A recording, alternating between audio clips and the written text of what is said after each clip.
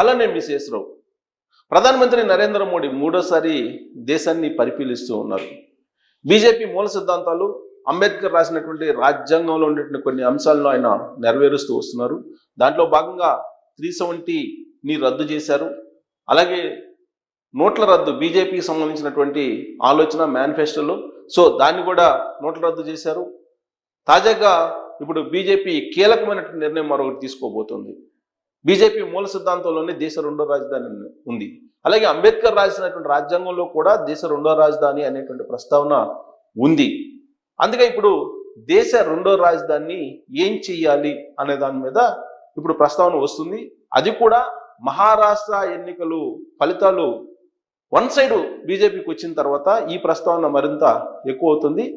అదే సందర్భంలో Delhi shut down, కాలుష్యం ఎక్కువైపోయింది కాబట్టి ఢిల్లీ రాజధానిగా పనికిరాదు అనేటువంటి అభిప్రాయాన్ని కాంగ్రెస్ పార్టీకి సంబంధించిన సీనియర్ లీడర్ శశి థరూర్ కూడా ఒక ట్వీట్ చేశారు ఈ మధ్య కాలంలో.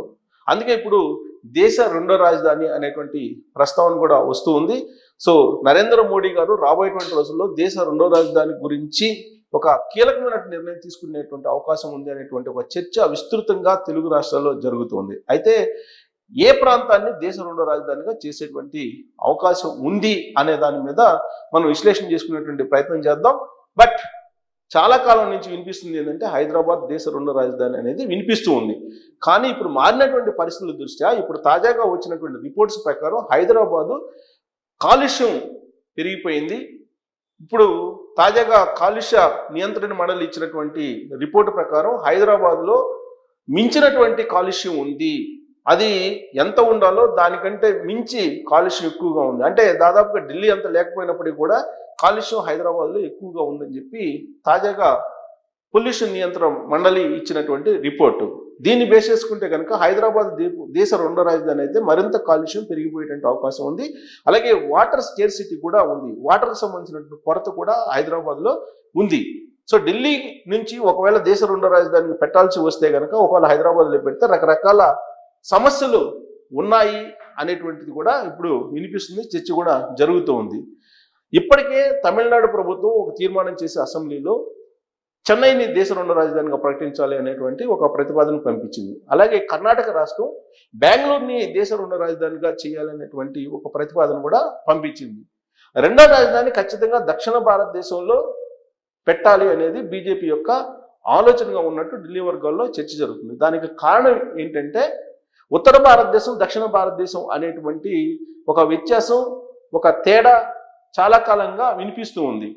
ఢిల్లీలో దక్షిణ భారతీయులకు గౌరవం కానీ ప్రాధాన్యత కానీ ఉండదు అనేది సర్వత్రా వినిపించేటువంటి మాట. అందుకే ఈ అంతరం లేకుండా దేశం అంతా కూడా ఒకటే, జాతీయతవాదం అనేదాన్ని బలపరచాలి అనేది బీజేపీ యొక్క ఆలోచన. మొదటి నుంచి కూడా దేశం ఫస్ట్, ఆ తర్వాతే పార్టీ అనేటువంటి సిద్ధాంతం బీజేపీది. అందుకే దేశం మొత్తాన్ని ఐక్యంగా ఉంచాలంటే కనుక దక్షిణ భారతదేశంలో కూడా దేశ రెండో రాజధానిని పెట్టాలి. అది ఎక్కడ పెడితే సక్రమంగా ఉంటుంది అనే దాని మీద ఆలోచిస్తూ ఉన్నారు.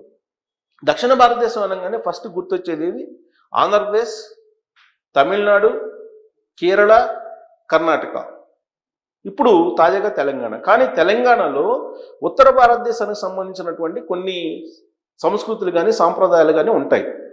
అయినప్పటికీ కూడా దక్షిణ భారతదేశం జాబితాలోనే తెలంగాణ కూడా వస్తూ ఉంది.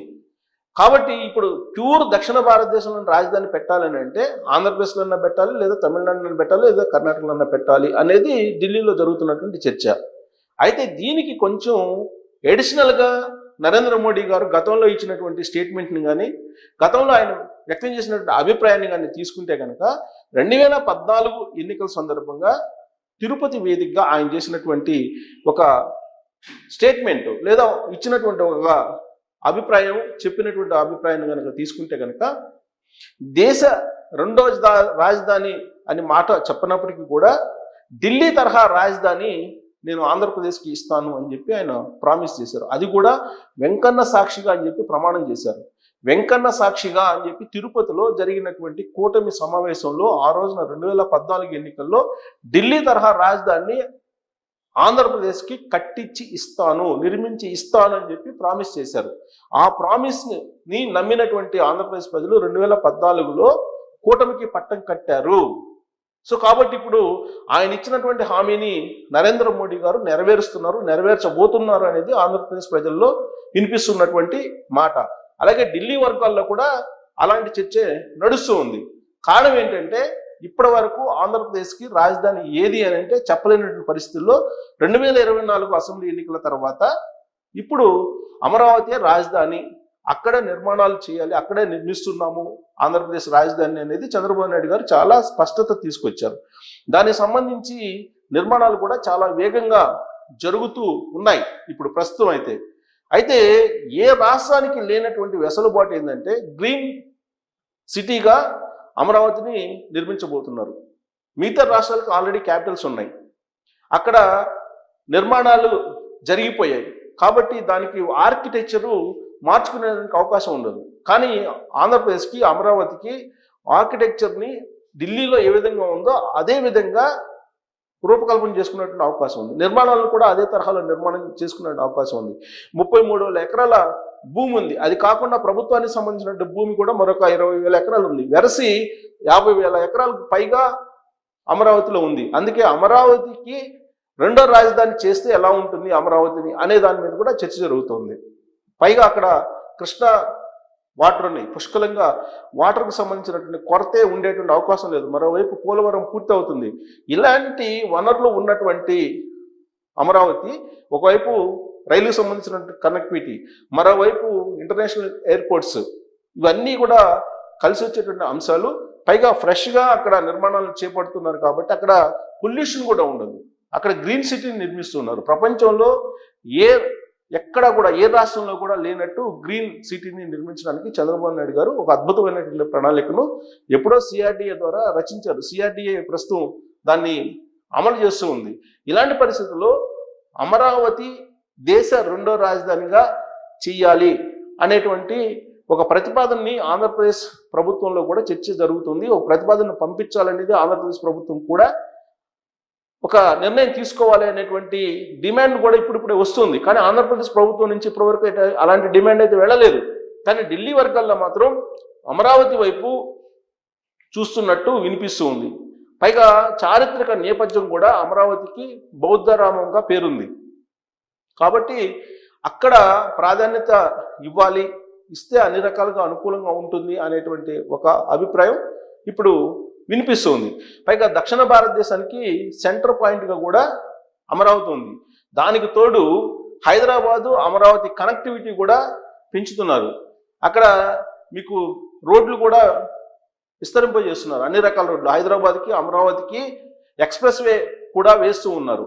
కాబట్టి ఇవన్నీ చూస్తే కనుక అమరావతి సూటబుల్ ప్లేస్ దేశ రెండో రాజధాని కోసం అనేటువంటి ఒక చర్చ అయితే జరుగుతుంది. ప్లస్ నరేంద్ర మోడీ గారు ఇచ్చినటువంటి హామీ నెరవేరాలి అంటే అమరావతి ఢిల్లీ తరహా రాజధాని నిర్మిస్తానన్నారు. కాబట్టి అమరావతిలో దేశ రెండో రాజధాని కనుక ఏర్పాటు చేసి దానికి అనుగుణంగా నిర్మాణాలు చేపడితే కనుక నరేంద్ర మోడీ గారు తిరుపతి వెంకన్న సాక్షిగా ఇచ్చినటువంటి హామీ ఏదైతే ఉందో అది నెరవేర్చినట్టు అవుతుంది అనేది బీజేపీ యొక్క అభిప్రాయంగా ఢిల్లీ వర్గాల్లో చర్చ జరుగుతుంది. అయితే హైదరాబాదు అనేది ఎప్పటి నుంచో అంబేద్కర్ గారు ఎప్పుడో మెన్షన్ చేశారో దేశ రెండో రాజధాని, దానికి సంబంధించినటువంటి హంగు ఆర్భాటాలన్నీ కూడా హైదరాబాద్కు ఉన్నాయి. కాబట్టి హైదరాబాద్ని దేశ రెండో రాజధాని చేయాలి అనేటువంటి మరొక ప్రతిపాదన కూడా బీజేపీ వద్ద ఉంది. అయితే కేంద్ర పాలిత ప్రాంతం హైదరాబాద్గా చేస్తేనే అప్పుడు దేశ రెండో రాజధానిగా చేసేటువంటి అవకాశం ఉంది అనేది కూడా ఇంకోటి వినిపిస్తూ ఉంది. దానికి కారణం ఏంటంటే అటు హైదరాబాద్లో ఆంధ్రప్రదేశ్కు సంబంధించినటువంటి వాళ్ళ యొక్క ప్రమేయం, వాళ్ళ యొక్క భాగస్వామ్యం చాలా ఎక్కువగా ఉంది. అందుకే దాన్ని కూడా పరిగణలోకి తీసుకొని కేంద్ర పాలిత ప్రాంతంగా చేయడం ద్వారా హైదరాబాద్ని దేశ రెండో రాజధానిగా చేయాలి అనేది ఒక చర్చ. మరొక చర్చ ఏంటంటే ఆల్రెడీ ఇప్పటికే కేంద్ర ప్రభుత్వం సంకేతాలు ఇచ్చింది రాష్ట్ర ప్రభుత్వానికి, గతంలో ఉండేటువంటి ప్రభుత్వం రాష్ట్ర ప్రభుత్వానికి కానీ ఇప్పుడున్నటువంటి రాష్ట్ర ప్రభుత్వం కానీ అందుకే వరంగల్ని తెలంగాణ క్యాపిటల్గా చేసుకోవాలి అనేటువంటి సంకేతాలు ఇచ్చినటువంటి క్రమంలో అక్కడ డెవలప్ చేస్తున్నారు అనేది కూడా వినిపిస్తుంది. అది కనుక నిజమైతే హైదరాబాద్ దేశ రెండో రాజధాని కావడం అనేది ఖాయం. ఎప్పుడంటే అది కేంద్ర పాలిత ప్రాంతం అయితే. సో ఇలాంటి చర్చలు నడుస్తున్నటువంటి క్రమంలో ప్రస్తుతం శీతాకాల సమావేశాలు పార్లమెంట్లో జరుగుతున్నాయి. దీంట్లోనే ఈ చర్చ వచ్చే అవకాశం ఉందా అని అంటే ప్రస్తుతానికైతే ఈ సెషన్లో రాకపోవచ్చు, కానీ బట్ నెక్స్ట్ సెషన్లో మాత్రం దేశ రెండో రాజధాని అనేది నిర్ణయించేటువంటి అవకాశం ఉంది. ఎందుకనంటే ఢిల్లీ పొల్యూషన్ ఎక్కువైపోయింది, అక్కడ తిరిగేటువంటి పరిస్థితి లేదు. దాని కారణంగానే దేశ రెండో రాజధాని కావాలి అనుకుంటున్నారు. మరోవైపు దేశం ఒకటే దేశం ఒకే ఎన్నిక అనే కాన్సెప్ట్లో వెళ్తున్నారు, అన్నీ ఒకటే అనేది. కాబట్టి దక్షిణ భారతదేశం ఉత్తర భారతదేశం అనేటువంటి భేదం లేకుండా, అలాంటి అభిప్రాయ భేదాలు కూడా రాబోయేటువంటి రోజుల్లో రాకుండా ఖచ్చితంగా దేశ రెండు రాజధాని పెట్టాలి, అది కూడా అమరావతి లేదా హైదరాబాద్ అనేది చర్చ జరుగుతున్నటువంటి క్రమంలో ఆంధ్రప్రదేశ్ ప్రభుత్వం ఇనిషియేటివ్ తీసుకుంటే అమరావతిలోనే దేశ రెండో రాజధాని వచ్చేటువంటి అవకాశం ఉంది అనేది కూడా ఢిల్లీ వర్గాల్లో బాగా చర్చ జరుగుతున్నటువంటి అంశం. మరి ఈ విషయంలో అమరావతి కావాలా లేదా హైదరాబాద్ కావాలా అనే దాని మీద దేశ రెండో రాజధానిగా